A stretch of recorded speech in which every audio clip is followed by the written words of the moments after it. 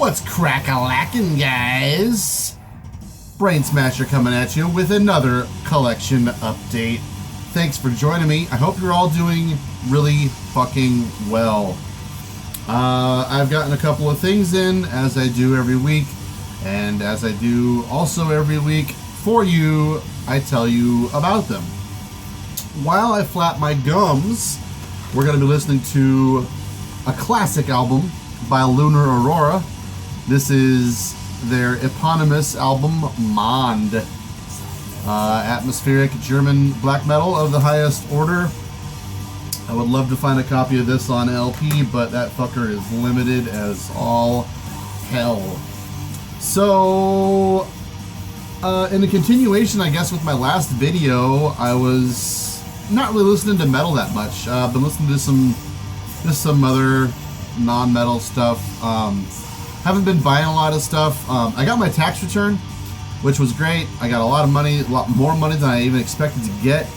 Right off the bat, I ordered a couple of things, but I feel like there's a bunch of shit I'm waiting to get in from international orders right now, so I haven't really been getting much in. Plus, I just haven't been ordering a lot of stuff, I guess. So it's just kind of weird to, like, every day I come home and there's nothing. There's nothing in the mailbox. There's nothing in the fucking mailbox. There's all this stuff coming from international orders and stuff that I'm waiting on. So there'll be a collection update with all that stuff eventually, whenever the fuck it comes in. I don't know when it's gonna fucking be here, but slowly it'll trickle in, and we'll see what comes of that. But I did definitely order and not miss out on the new Death Worship LP, Extermination Mass, on Nuclear War Now Productions and Ross Bay Cult. This is going to be one of those things where if you would like this, you already ordered this. And if you didn't, then you probably aren't going to order this. But I don't know. I guess I'm maybe a little bit of between those. I'm usually not huge on this kind of stuff, but Revenge fucking slayed, and I was a huge fan of Conqueror way back in the day. It's been a long time, and I feel like I kind of outgrew that sort of ultra aggressive music, but this is a pretty exciting thing. This is Ryan Forster returning with Jay Reed on drums on a new project with the singer from Blasphemy. And honestly, I gave this a quick listen when it was up on Bandcamp, and I haven't played the LP yet. I prefer the vocals from Conqueror and Revenge, honestly, early Revenge, to the vocals on this. I'm not a fan of Blasphemy, really whatsoever. Gods of War has its moments, but either way, it's just really cool to hear Ryan Forster join forces with James Reed again. And the savagery is absolutely unrelenting. Just a black vinyl. I'm not sure if they did any variants. When it comes to Nuclear War Now, I don't really give a fuck about all the Die Hard stuff and the flags and the pins and shit. I had to order this. I didn't want to miss out. Comes with a poster of the artwork. But yeah, I've only given it, like, I've maybe listened to the EP, or actually I'm not sure. It's an EP or is it a full length? It's 6 songs, but Conqueror songs can be kind of short, and I feel like this is probably the same shebang anyways. But yeah, this is going to be something I'll be listening to for quite a while. Yeah. Put all this stuff back together. But yeah, it's just like, it feels like Ryan Forster's riffing hasn't faltered whatsoever. It's just really cool to hear him back to kind of wherever he was with Conqueror, and he hasn't lost any bit of edge from those days. Okay, so that's the only LP I've gotten in, and then I gotta get a couple of CDs. I went to a thrift store the other day with my girlfriend, and I got to look at their CD section. Anytime I walk into a store and there's CDs, I'm just like, and usually there's just nothing but garbage. But apparently somebody with some decent taste, someone who had decent taste back in the day, sold their entire collection to the store.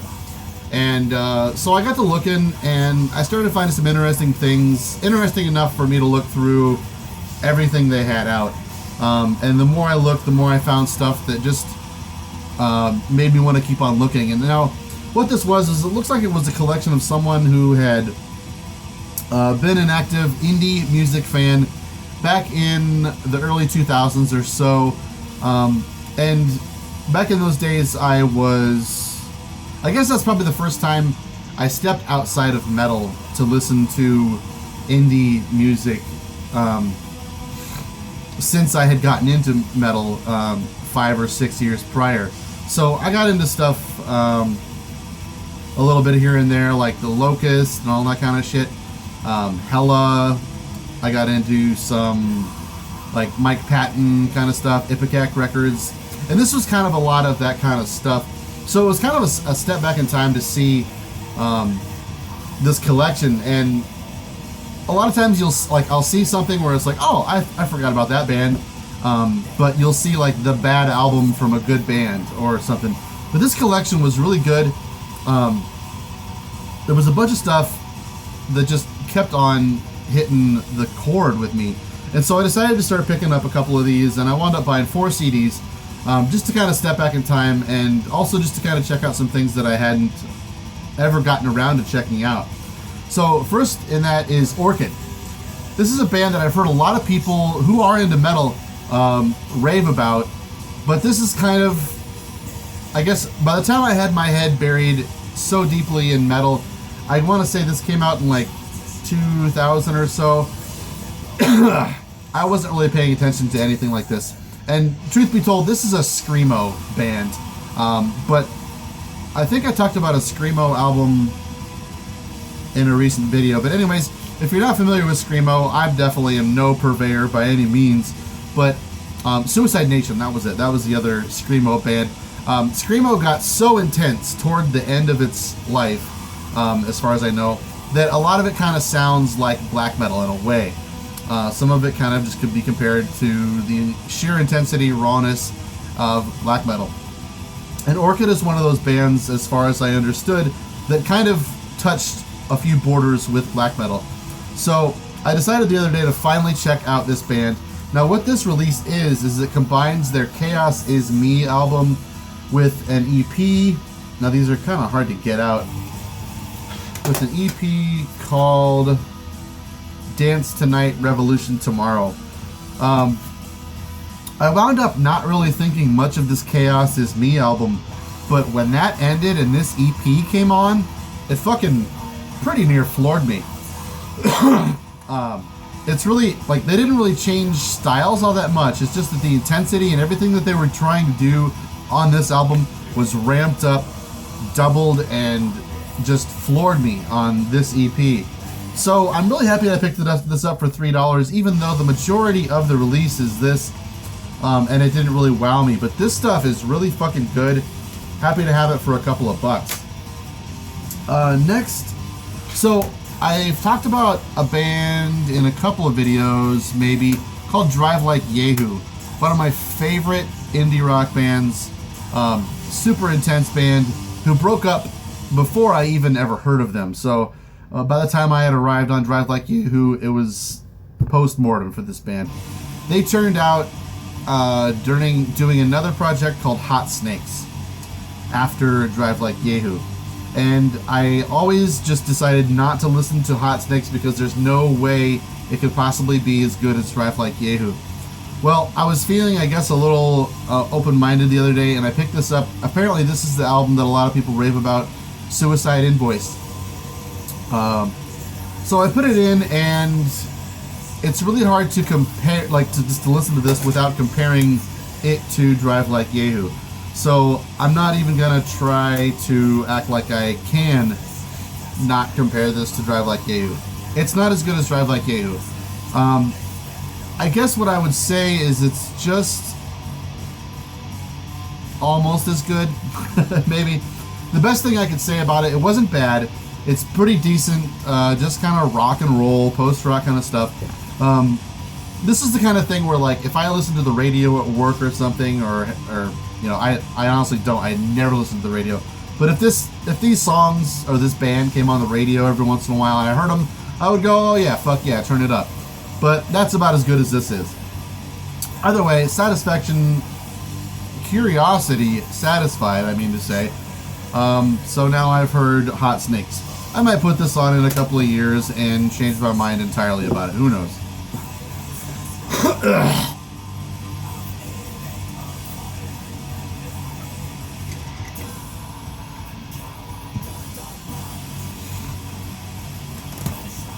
Another CD I picked up was by Marissa Nadler. This is an early album, 2004, I want to say.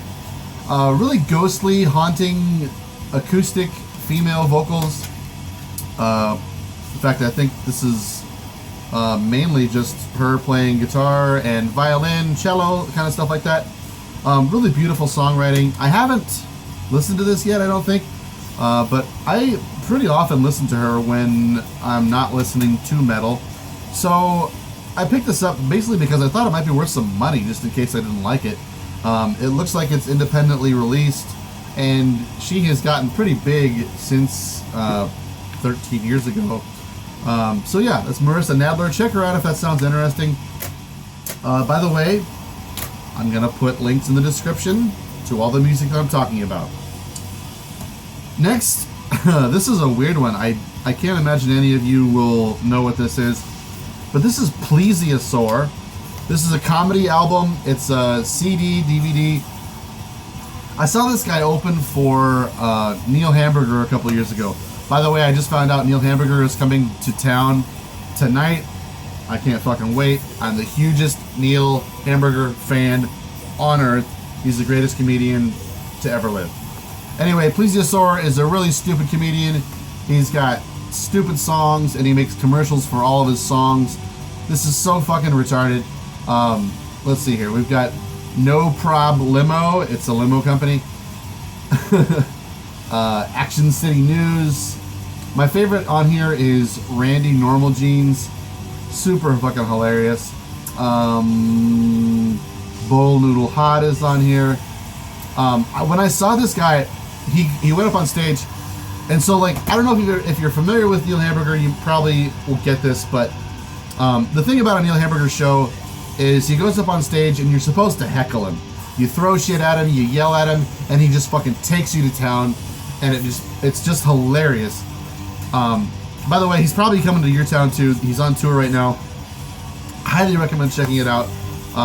I've thrown ice cubes at this fucking guy. It's just so fucking funny the way he responds to the crowd hollering at him. I've seen him live like 5 or 6 times. But I was in a yelling mood, and Plesiosaur was up on stage, and he said something about, so I've got this DVD coming out on Comedy Central, and I just fucking yelled at the top of my lungs, bullshit you do! And he just fucking hollered at me, pointed at me out in the crowd, and then we started yelling back and forth at one another. So I just decided, hey, why not pick it up for $3? Glad I did. Okay, so got that out of the way, back to metal. So I got my tax return the other day. I woke up and saw it on my bank account, and I just, also I turned on my Discogs, checked out my want list. I don't know if you do this, but I check my wish list on Discogs every single night, and it shows me the same releases every single night for whatever varying price it may be. There's some rarities might pop in or off the list, but sometimes you just, at least me, I find myself getting sick of seeing the same ones over and over, and every once in a while I let that become the reason to buy. Finally, it's just like, okay, the price is not falling low enough on this release.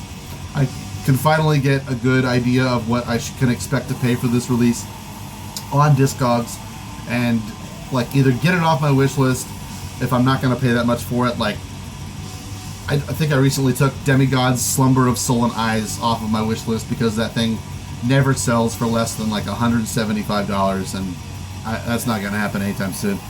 But these have been on my wish list for so long, and I feel like an idiot that I didn't already own them. So actually what I did was, since they were too expensive on Discogs, I looked on Amazon, and I'm an Amazon Prime member, by the way. So I got these free shipping for $8 a piece, even though on Discogs they never go below like 15 or 20. Also, they're never found in the United States for some fucking reason. I don't understand that. Anyways, Bathory's Nordland 1 and 2, or 2 and 1, 1 and 2. Either way, killer albums that I rarely actually listen to on MP3, so I just decided, you know what, this is it. I'm gonna own them. So I woke up and I found my tax return, and I just immediately ordered 3 Bathory CDs. I also picked up Blood on Ice. I've always wanted to own this. What is it? One-Eyed Old Man is just one of those songs that always gets stuck in my head. This album is so fucking good. I've gotten these 2 in, but I haven't listened to them yet. But Blood on Ice have been spinning quite a bit lately. This album is so fucking great. It just reminds me, Bathory is just such a fucking amazing project. So sadly missed. I need to pick up more Bathory albums, apparently. Not that I haven't heard them or anything. I guess what I might end up doing is just go backwards from here. I know his discography from this, like, between these albums kind of gets spotty. So, like that Destroyer of Worlds album, I think is what's next going back between these. And I'm not sure what the overall opinion is on that one, but yeah, I think it's time I finally pick up some more Bathory CDs. Going through this collection as we are in my videos has kind of helped me realize, like, what are some things that I'm like sorely lacking in my collection, and Bathory is definitely one of those things. So that's all I've gotten for the last week or so. Let me know what you would like to see me review. I asked you that twice and I haven't gotten an answer yet. So any kind of style, genre, something outside of my usual style, something you're curious to hear or something. If you think I might own this or whatever, I'll consider reviewing something if I own it. So yeah.